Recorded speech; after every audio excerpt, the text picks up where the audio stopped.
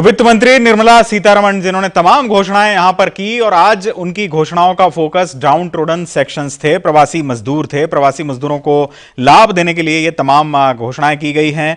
उन्होंने shelter home की व्यवस्था भी की, one nation one ration card की व्यवस्था की। साथ ही ये भी कहा कि जो अप्रवासी मजदूर अपने राज्यों में लौटे हैं उनके लिए भी योजनाएं हैं। अब तक इन पर 10,000 करोड़ रुपए खर्च किए जा चुके हैं। उन्होंने कहा कि मजदूरों को लाभ देने जा रहे हैं। न्यूनतम वेतन का लाभ 30% मजदूर उठा पाते हैं, समय पर उन्हें पैसा नहीं मिलता और क्षेत्रीय असमानता दूर हो इसके लिए भी सरकार कानून बनाने जा रही है। वित्त मंत्री निर्मला सीतारमण की यह प्रेस कॉन्फ्रेंस का दूसरा हिस्सा था।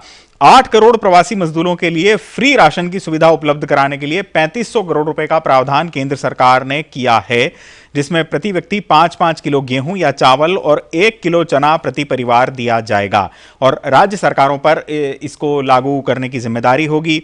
साथ ही यह भी कहा कि प्रवासी किसी भी राशन कार्ड से किसी भी राज्य की किसी भी दुकान से खाद्य सामग्री ले पाएंगे। One nation one ration card अगस्त से लागू किया जा रहा है। ये एक बड़ी घोषणा कितना कारगर होगा किसानों और मजदूरों के लिए, इसका भी हम विश्लेषण करेंगे। हम आपको बता दें कि शहरी गरीबों को सस्ते किराए पर मकान दिलवाने की योजना का भी यहां पर ऐलान किया है निर्मला सीतारमण ने और प्रधानमंत्री आवास योजना के तहत इसको शामिल किया जाएगा, ये भी कहा। उन्होंने ये भी कहा कि स्ट्रीट वेंडर्स को 5,000 करोड़ रुपए की स्पेशल क्रेडिट सुविधा प्रदान की जाएगी। 1 महीने में सरकार इस योजना को लागू करेगी और 50 लाख स्ट्रीट वेंडर्स को इससे फायदा होने जा रहा है। इस योजना के तहत स्ट्रीट वेंडरों को 10,000 रुपए का फायदा होगा और डिजिटल पेमेंट अपनाने पर उन्हें इसके लिए अलग से इंसेंटिव या इनाम भी दिया जाएगा। उन्होंने ये भी कहा कि मिडिल इनकम ग्रुप जिनकी सालाना आय 6 लाख से 18 लाख तक है, उनके लिए अफोर्डेबल हाउसिंग के तहत क्रेडिट लिंक सब्सिडी स्कीम को मार्च 2021 तक बढ़ा दिया जाएगा और इससे 2.5 लाख लोगों को फायदा होगा। आदिवासी इलाकों ग्रामीण क्षेत्रों में रोजगार बढ़े, इसके लिए 6,000 करोड़ के कैंपा फंड का इस्तेमाल किया जाएगा। कागज पर ये तमाम सुविधाएं बहुत विशालकाय और बड़ी अच्छी नजर आती हैं, हालांकि इंप्लीमेंटेशन का वो एक हिस्सा है जिस पर देखना होगा किस तरह हो पाता है। प्रोफेसर अखिल स्वामी अर्थशास्त्री हैं, हमारे साथ जुड़ चुके हैं। आपका बहुत बहुत स्वागत है अखिल जी। निर्मला सीतारमण की इस दूसरी प्रेस कॉन्फ्रेंस में जो माइग्रेंट लेबरर्स के लिए और डाउन टोडन सेक्शंस के लिए जो अनाउंसमेंट्स किए गए हैं उनको आप कितना सटीक पाते हैं? देखिए, कुछ चीजें तो देखिए बहुत अच्छी हुई हैं जो आज उन्होंने अनाउंस किया है। जैसे उन्होंने कहा कि राशन कार्ड किसी भी क्षेत्र का हो जी, राशन आपको मिलेगा, तो one nation one ration card ये बहुत अच्छी स्कीम है। दूसरी स्कीम जो ईपीएफ की है, जो उन्होंने कल भी अनाउंस किया था, आज भी अनाउंस किया, वो भी बहुत अच्छी बात है। और जो हेल्थ चेकअप की बात हो रही है लेबर के वर्कर्स की, वो भी बहुत अच्छी बात है। लेकिन देखिए, जो मैं कल भी जो मैंने संबोधन सुना जी और आज भी मैंने जो उनका अभिभाषण सुना, उससे मुझे ऐसा लगता है कि सरकार का सारा जोर ऋण देने में है, लोन देने में है जी। कल भी इंडस्ट्रियल लोन 3 लाख करोड़ की बात हुई थी, आज भी स्ट्रीट वेंडर्स के लिए भी बात हुई, फार्मर्स के लिए भी बात हुई। हर जगह जो बात हो रही है वो लोन देने की हो रही जी। देखिए, वास्तविकता क्या है, बैंकों के पास पैसे बहुत ज्यादा हैं, लिक्विडिटी उनके पास बहुत ज्यादा है। वो आरबीआई में अपने पैसे को एक प्रकार से रख रहे हैं रिवर्स रेपो रेट में, क्योंकि उनके पास लोन के टेकर्स नहीं है। देखिए, अब वास्तविकता क्या है कि लोन के टेकर्स क्यों नहीं है। कोई भी प्रोजेक्ट फाइनेंस के लिए बैंक के पास तब जाएगा जी जबकि उसके बाद कोई वायबल प्रोजेक्ट रिपोर्ट होगी, चाहे वो फार्मर हो चाहे वो रेहड़ी वाला हो। तो आज जो समस्या है, जो पूरी की पूरी वर्किंग कैपिटल साइकिल उसकी टूट गई है, जो एग्जिस्टिंग एंटरप्रेन्योर है या रेहड़ी वाला है, उसकी पूरा धंधा आज परेशानी में पड़ गया है। नया लोन लेने की स्थिति में वो इसलिए नहीं है क्योंकि उसके अपने प्रोजेक्ट की वायबिलिटी नहीं दिख रही। तो सवाल जो है, प्रश्न, जैसे उन्होंने कहा कि मुद्रा लोन में 2% की इंटरेस्ट सब्सिडी दी जाएगी। देखिए, इस समय उद्यमी को या रेहड़ी वाले को सबको आवश्यकता है सब्सिडी की, सबको आवश्यकता है रिलीफ एंड कंसेशन की जी। लोन की आवश्यकता इसलिए नहीं है कि लोन को सर्विस करने की क्षमता प्रोजेक्ट के अंदर होनी चाहिए जी, क्योंकि उन्हें प्रिंसिपल भी देना है, उन्हें इंटरेस्ट का पेमेंट भी करना है। अगर वो एडिशनल लोन लेते हैं तो उसमें भी इंटरेस्ट का पेमेंट करना होगा, चाहे उसमें मोरेटोरियम आप 1 साल का दे दें। तो मेरे को जो लगा उनके अभिभाषण से कल भी और आज भी, जो सारा एक प्रकार का जो उनका कंसंट्रेशन है वो कंसंट्रेशन है लोन देने में, जिससे कि बैंक का लोन का डिसबर्समेंट हो। और जैसे कल उन्होंने कहा कि गवर्नमेंट उसमें गारंटी करेगी, लोन में एनपीए नहीं होगा, उसमें डिफॉल्ट नहीं होगा। तो कुछ चीजें तो उन्होंने बहुत अच्छी कही। देखिए, असली लाभ जो है वो लाभार्थी तक पहुंचना, ये असली बात है। बिल्कुल। दूसरा जो मेरा विश्लेषण जो मैं कहता हूं, जो मुझे लगता है, देखिए जब हम अध्ययन करते हैं, एक होती है सेकेंडरी इंफॉर्मेशन, एक होती है प्राइमरी इंफॉर्मेशन। मेरी आवाज आप तक केंद्रीय सरकार ने, राज्य सरकारों ने बहुत काम किया, ऐसा कहा और ऐसा कहा जाता है। लेकिन वास्तविकता में अगर मजदूर पलायन कर रहा है और जो उनकी व्यवस्था हमें आप लोगों के टेलीविजन माध्यमों से पता चलती है, इसका माने सेकेंडरी अखिल जी, प्राइमरी इंफॉर्मेशन। बिल्कुल बिल्कुल अखिल जी, हमारे साथ आकाश जिंदल जी भी जुड़ चुके हैं। आकाश जिंदल भी अर्थशास्त्री हैं। आकाश जी, निर्मला सीतारमण ने अपनी प्रेस कॉन्फ्रेंस के दूसरे चरण में आज कुछ घोषणाएं की, खासकर माइग्रेंट लेबरर्स के लिए। कितनी मौजू नजर आती हैं आपको, और कितनी दिक्कतें माइग्रेंट लेबरर्स की वो खत्म कर पाएंगी, खासकर वन नेशन वन राशन जैसी स्कीम्स? मेरे हिसाब से बहुत प्रैक्टिकल, बहुत बढ़िया अनाउंसमेंट की। ये सारी अनाउंसमेंट सबसे पहले मेरे जो प्रवासी हैं और उनके पास राशन कार्ड नहीं है किसी वजह से, ऐसे बहुत से मजदूर भाई, 8 करोड़ के आसपास शायद ऐसे भाई हैं, उनको भी बिना राशन कार्ड के राशन मिलेगा। एक प्रैक्टिकल प्रॉब्लम का सलूशन दिया गया है। मेरे उन भाइयों को 5 किलो आटा अथवा चावल और 1 किलो चना दिया जाएगा। तो आई थिंक जो हमारे प्रवासी मजदूर भाई जिनके पास राशन कार्ड नहीं है, उनके लिए बहुत अच्छी ये व्यवस्था, बहुत अच्छा अरेंजमेंट उनके लिए किया गया है। उसके अलावा पोर्टेबिलिटी ऑफ राशन कार्ड, ये प्रोजेक्ट कुछ समय से चल रहा था, इसको तीव्रता के साथ आगे बढ़ाया जाएगा। इसका मतलब क्या है, दर्शकों को समझा दूं, अगर आपका राशन कार्ड बना हुआ है एक स्टेट का और अब आप दूसरी स्टेट में हैं, जो कि प्रवासी मजदूर भाइयों के साथ होता है, रोजगार के लिए उन्हें एक से दूसरी स्टेट जाना पड़ता है, तो आपका पोर्टेबल राशन कार्ड जब हो जाएगा तो किसी भी दुकान से जाके आप राशन ले सकते हैं। ये अगेन एक बड़ा प्रैक्टिकल, मजदूर भाइयों की दिक्कत को समझते हुए एक बड़ा प्रैक्टिकल सोल्यूशन दिया गया है जी। उसके बाद आइए आगे, हमारे वो भाई जो रेडी लगाते हैं, खोमचा लगाते हैं, वो भाई हमारे लिए बहुत इंपॉर्टेंट है, हमारे इकोनॉमी का बहुत इंपॉर्टेंट हिस्सा है। वो इंपॉर्टेंट वो आकाश जिंदल जैसे व्यक्ति नहीं है जो 20 लाख की गाड़ी में घूमते हैं। इंपॉर्टेंट मेरा वो भाई है जो सड़क के किनारे चाय बेचता है, जो गोलगप्पे की रेडी लगाता है। उन लोगों के लिए 10,000 रुपए की क्रेडिट की फैसिलिटी, क्योंकि लॉकडाउन के बाद उन्हें शायद अपनी रेडी को रेनोवेट करना है, रेडी नहीं लेनी है, सामान लेना है, उनके लिए व्यवस्था की गई है, वो बड़ी इंपॉर्टेंट है। उसके अलावा किसान क्रेडिट कार्ड के अंदर वो हमारे भाई जो मछली पालन का काम करते हैं, पशुपालन का काम करते हैं, उनके लिए भी किसान क्रेडिट कार्ड की व्यवस्था की गई है। वो लोग भी डिस्ट्रेस में थे, वो लोग भी तकलीफ में। अब आ जाइए आप अर्बन मिडिल क्लास में, उनके लिए क्रेडिट लिंक्ड सब्सिडी स्कीम, यानी कि सस्ते ब्याज पे उन्हें लोन घर के लिए, वो उपलब्ध कराने के लिए आगे तक की डेट एक्सटेंड कर देंगे। उससे होगा क्या, हाउसिंग सेक्टर में नहीं जाना होगा। हाउसिंग सेक्टर और कंस्ट्रक्शन, मेरी ऑर्गेनाइजेशन आकाशमिंदल.in का मानना है सबसे ज्यादा एम्प्लॉयमेंट इंटेंसिव सेक्टर, सबसे ज्यादा नौकरियां जनरेट होती है। इससे क्या होगा, आज अगर घर बनेंगे तो देखिए कितने मजदूर भाई, कितने मिस्त्री, कितने इलेक्ट्रिशियन, कितने प्लम्बर, कितने सैनिटरी वर्कर्स, कितने ट्रकर्स, कितने सिक्योरिटी गार्ड, कितने लोगों को रोजगार मिल जाएगा। अब हाउसिंग फॉर एवरीवन हमारा तो नारा है देश का कि हर व्यक्ति को घर देना है, तो कहीं ना कहीं हर व्यक्ति को घर देने की तरफ, खासकर जो मिडिल क्लास का, लोअर मिडिल क्लास के लोग हैं, उनके लिए व्यवस्था होगी। अब आ जाती है बड़ी इंपॉर्टेंट चीज, हमारे जो प्रवासी मजदूर भाई हैं उनके लिए सस्ते किराए के मकान। अब सस्ते किराए के मकान के लिए सरकार इस तरह की व्यवस्था करेगी कि वो इंडस्ट्रियलिस्ट जहां वो काम कर रहे हैं या स्टेट गवर्नमेंट्स को मदद की जाएगी कि उनको जो है सस्ते किराए के मकान प्रोवाइड किए जाए, ताकि अगर वो अपनी प्लेस ऑफ वर्क के आसपास ही उनका आशियाना बन जाता है तो उनके लिए बड़ी प्रैक्टिकल चीज हो जाएगी। यानी कि मजदूर भाइयों की चाहे भोजन की बात हो, रोटी की बात हो, चाहे मकान की बात हो। और एक और चीज बड़ी अच्छी रखी गई है, शिशु लोन। मुद्रा के अंदर शिशु लोन वो होता है जो 50,000 से कम अमाउंट का होता है। शिशु लोन में प्रोत्साहन देने के लिए जो लोग टाइमली पेमेंट करेंगे उनको 2% की इंटरेस्ट सबवेंशन। और ये मैं हमेशा, मेरी ऑर्गेनाइजेशन आकाशमिंदल.in सरकार से मांग करती आई है कि उन भाइयों के लिए इंटरेस्ट सबवेंशन दी जाए जो शिशु लोन जिन्होंने लिया हो। मान लीजिए किसी ने 20,000 का लोन लिया है, 30,000 का लोन लिया, अगेन ये वो भाई आ जाते हैं, मान लीजिए 2 व्यक्तियों ने मिलके एक भल्ले पापड़ी की रेडी लगा ली जी।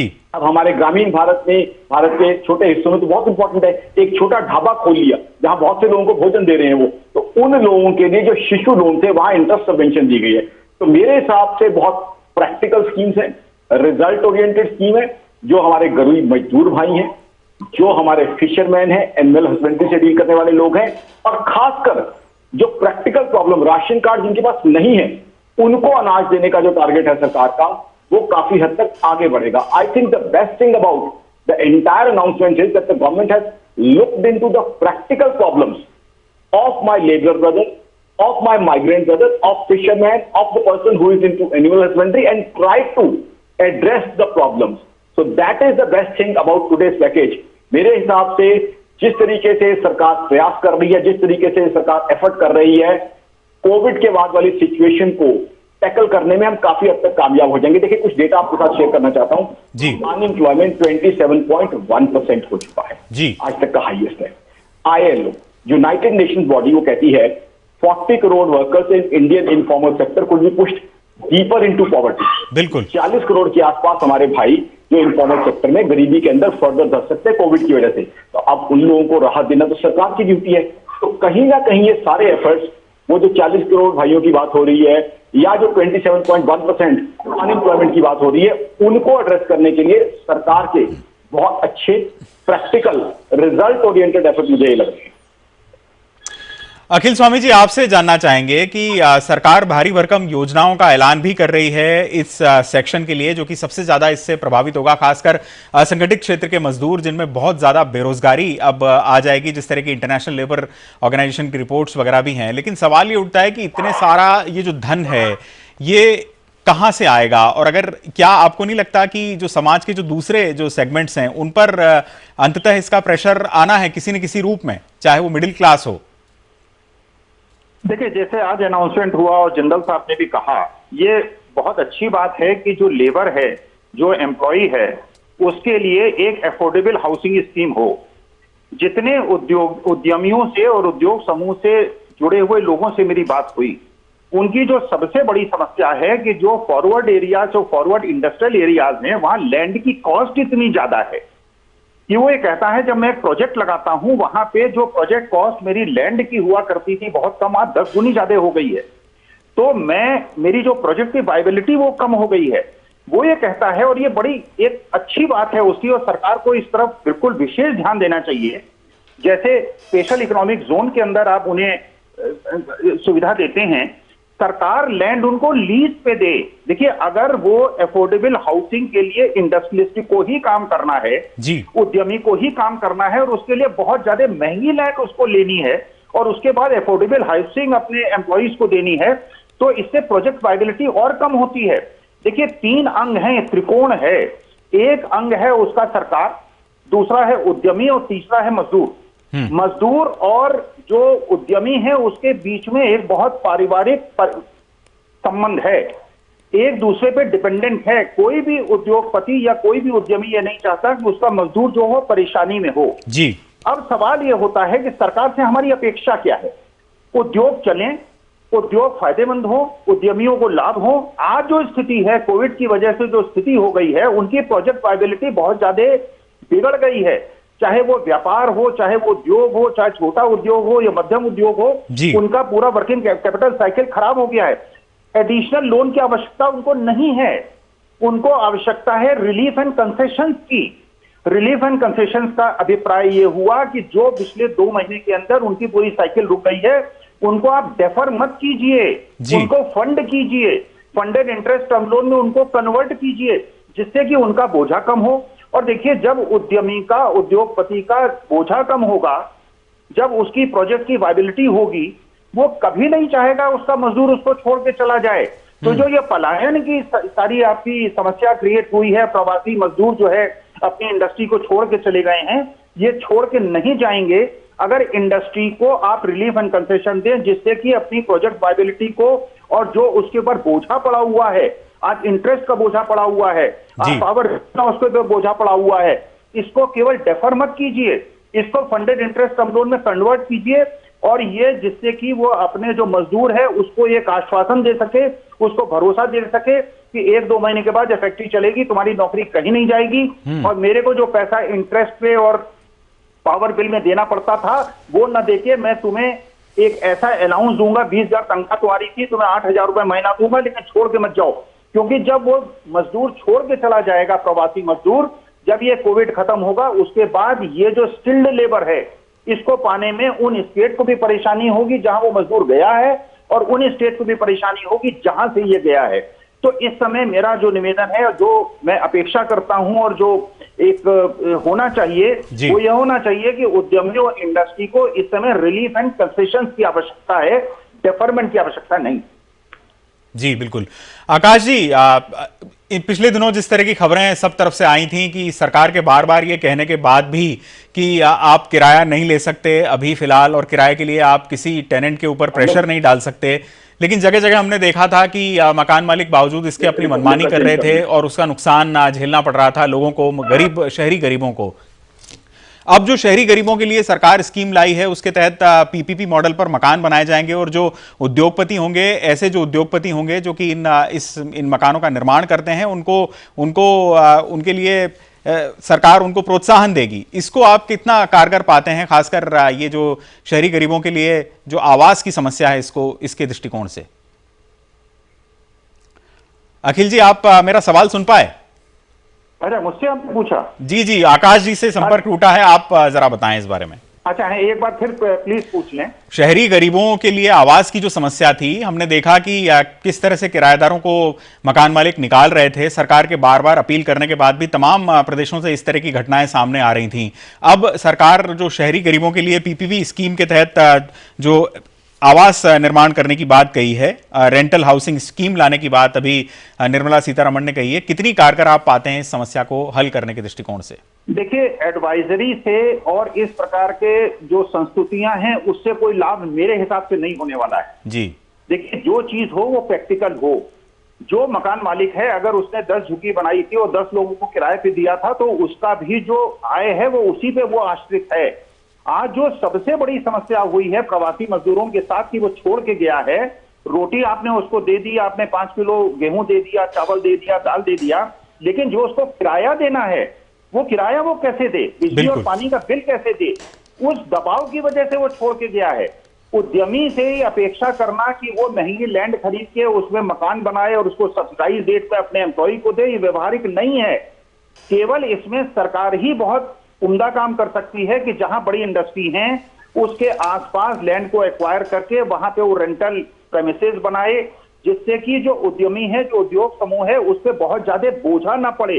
देखिए, आज जो कोविड की स्थिति है, देखिए बिल्कुल ये त्रिकोण में जब तक उद्योग और उद्यमी व्यापार मंडल सुखी नहीं होगा, तब तक मजदूर सुखी नहीं होगा, और जब तक मजदूर और उद्यमी सुखी नहीं होगा, तब तक देश सुखी नहीं हो सकता जी। जो प्रधानमंत्री महोदय ने आत्मनिर्भरता की बात की है, वो तभी सफल होगी जबकि हमारे उद्योग विश्व के बाकी देशों के उद्योग से एक प्रकार की पारस्परिक प्रतिस्पर्धा कर पाए।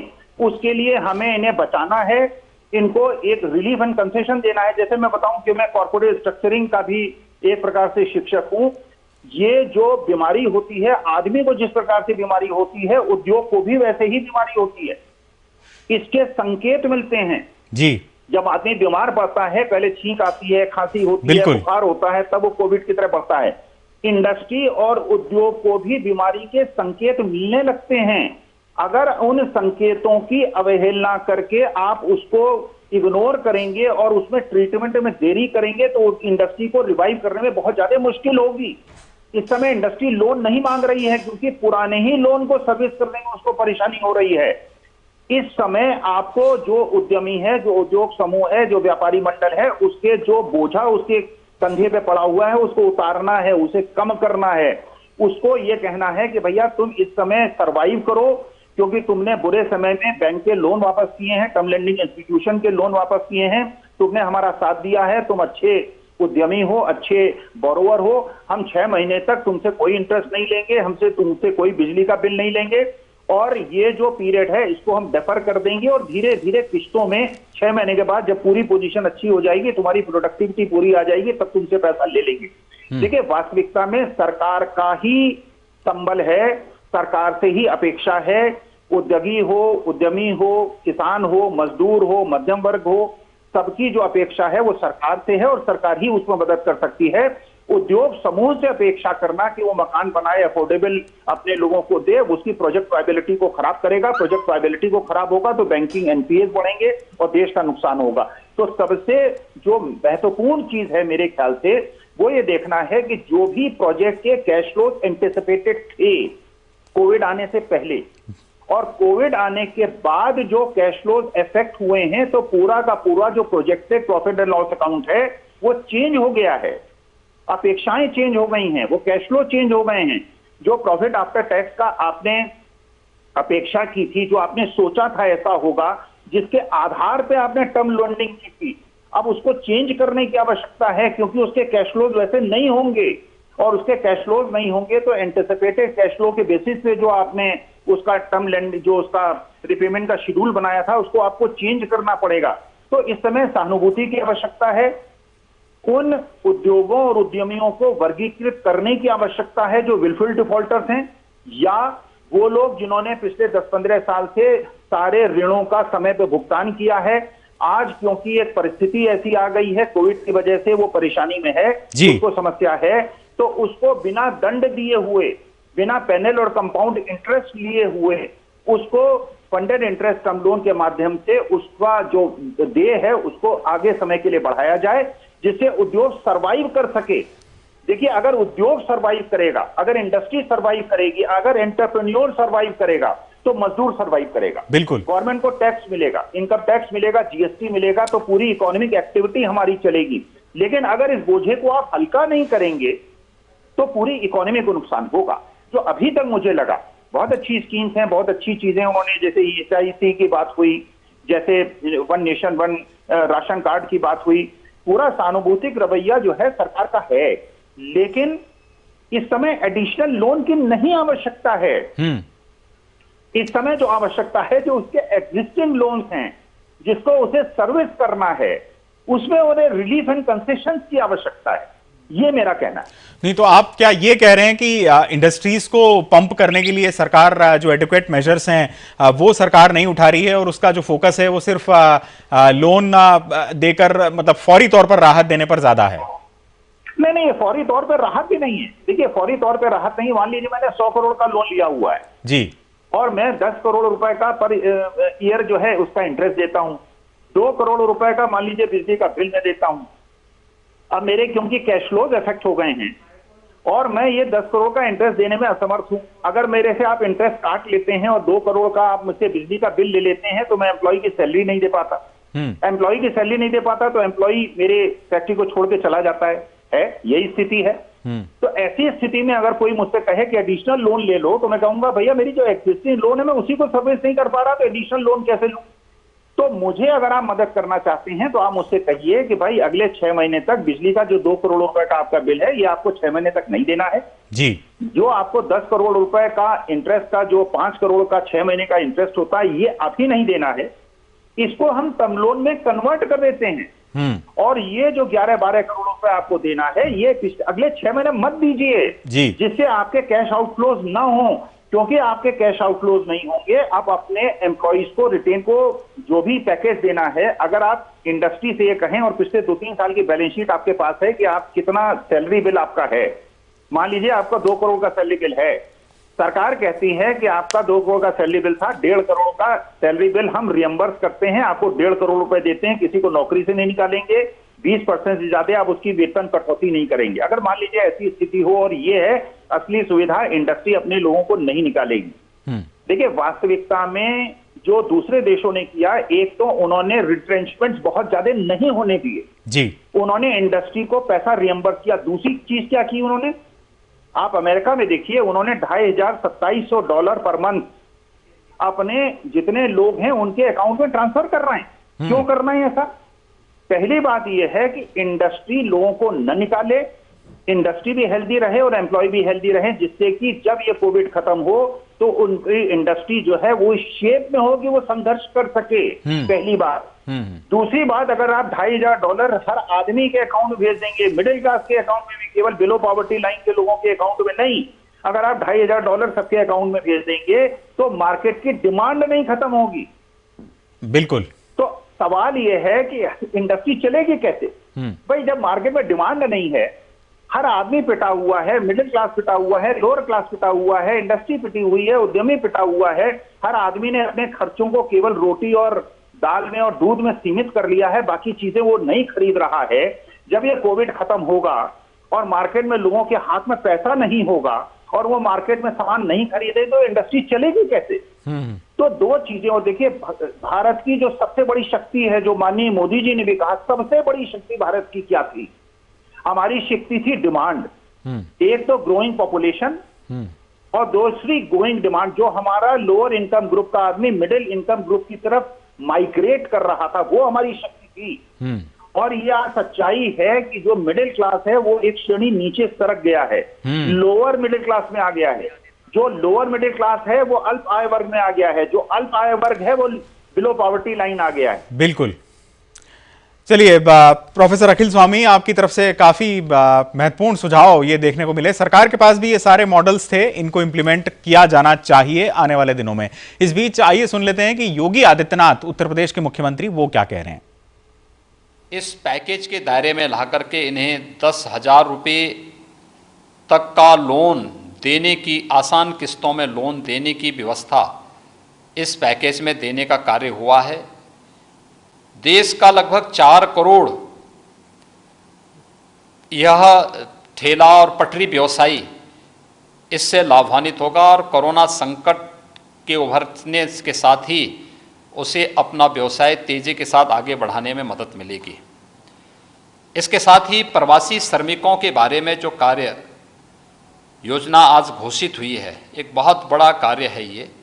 और ख़ासतौर पर इस समय हम लोगों ने देखा कि प्रवासी श्रमिक जब लॉकडाउन के दौरान पूरी तरह बंदी हुई है, तो उस दौरान भी जिस प्रकार का कार्य देखने को, जिस प्रकार की स्थिति देखने को मिला कि बड़ी संख्या में एक राज्य से अपने घर के लिए श्रमिकों ने जाना प्रारंभ किया, उन स्थितियों में भी हम लोग इस चीज़ को देख सकते हैं कि इन सभी के लिए 2 प्रकार की सुविधाएं, एक इन सभी की सुरक्षित खान पान, रहने की व्यवस्था और सुरक्षित यात्रा के लिए भारत सरकार ने राज्य सरकारों के साथ श्रमिक स्पेशल ट्रेन तो लगाई ही है, लेकिन साथ साथ उनके खाने रहने के लिए भी राज्यों के साथ आपदा राहत निधि से सहयोग देने का जो प्रावधान किया है वो तो स्वागत योग्य था ही। आगामी 2 महीनों के लिए इन सभी श्रमिकों को 2 माह तक 5 किलो गेहूं और चावल तथा 1 किलो दाल देने की व्यवस्था का प्रावधान किया जा रहा है। इसको भी हम पहले ही यहाँ पर हम लोगों ने खाद्यान्न के पैकेट, राशन किट के रूप में उपलब्ध करवाने की व्यवस्था कर रहे थे। स्वाभाविक रूप से सर्वाधिक प्रवासी श्रमिक उत्तर प्रदेश के अंदर आया है। अब तक 11 लाख से अधिक प्रवासी श्रमिक आ चुका है। मेरा अनुमान है कि आगामी 1 सप्ताह में ये बढ़कर के 20 से 20 लाख से ऊपर जाएगी। इन सभी प्रवासी श्रमिकों को भी एक नई राहत इससे मिलेगी। इसके अलावा इन प्रवासी श्रमिकों के साथ ही मिडिल क्लास के उन लोगों को, लोअर मिडिल क्लास के उन लोगों को जिनके पास अपनी आवासीय सुविधा नहीं थी, उन लोगों के लिए भी एक जो व्यवस्था तय की जा रही है कि इनको सस्ते में किराए पे मकान मिल सके या इनके पास अपने मकान हो सकें, प्रधानमंत्री आवास योजना की तर्ज पर जो एक व्यवस्था इसमें की जा रही है, मुझे लगता है कि देश के करोड़ों प्रवासी कामगार और श्रमिक इससे लाभान्वित होगा।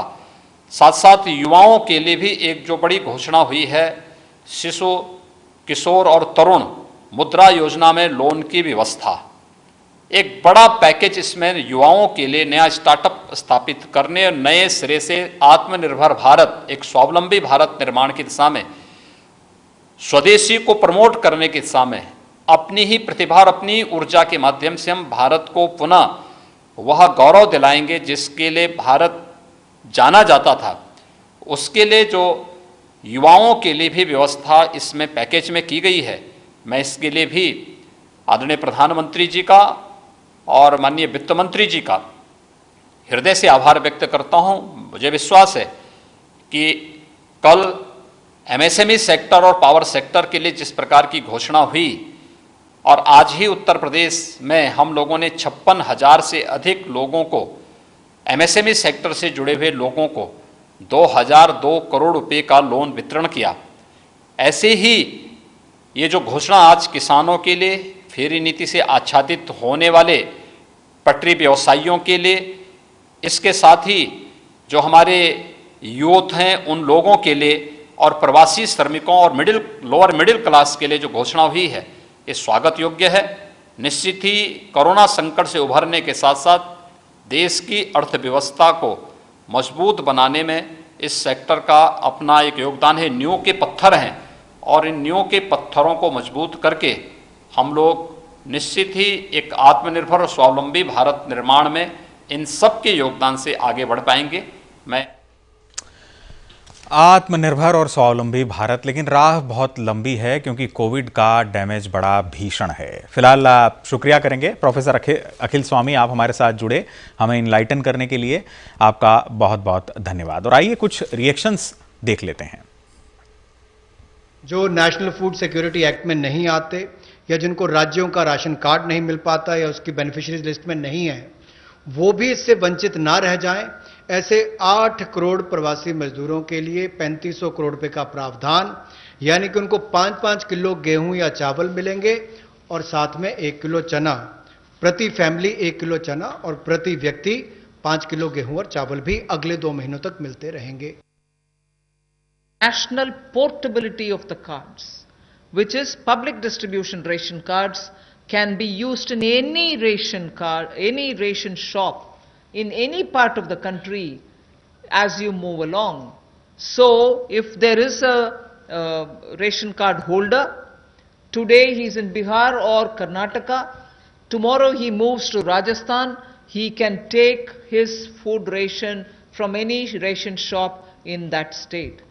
So national portability, which is now being defined as one nation, one ration card, one nation, one ration card will be implemented.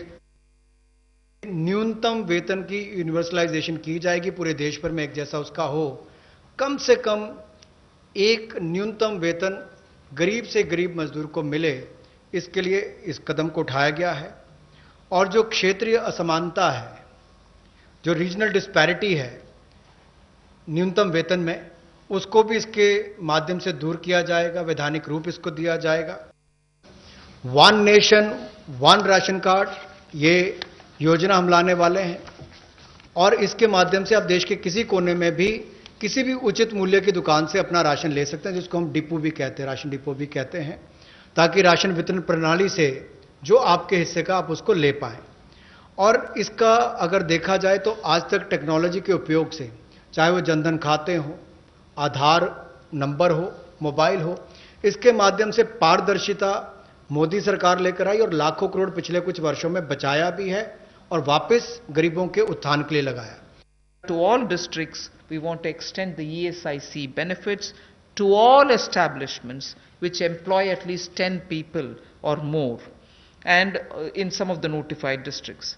Looking at also employees, establishment which have less than 10 employees, we want to at least in a voluntary basis make sure ESIC can be extended to them. Other thing that we are looking at is to make it mandatory to have ESIC coverage through notification by the central government for employees who are working in hazardous industries.